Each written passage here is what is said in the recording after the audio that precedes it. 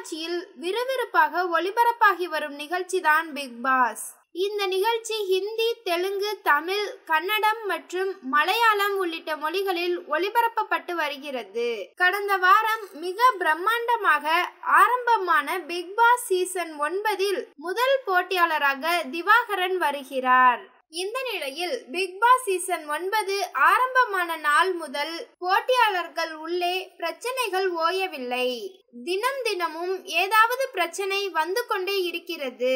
இதற்கிடையே big pass வீட்டில் கடைசி போட்டியாளராக உள் நுழைந்த கலையரசன் ரம்யா ஜோ இடுப்பில் ஏறி அமர்ந்து குழந்தை போன்று செய்து காட்டிய காணொளி இணையவாசிகளின் கவனத்திற்கு சென்றுள்ளது.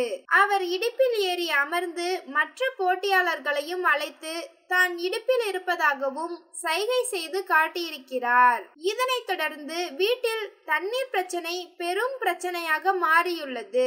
கமருதீன் செய்த வேலையால் மற்ற போட்டியாளர்களுக்கு தண்ணீர் இல்லாமல் அமர்ந்திருக்கிறார்கள்.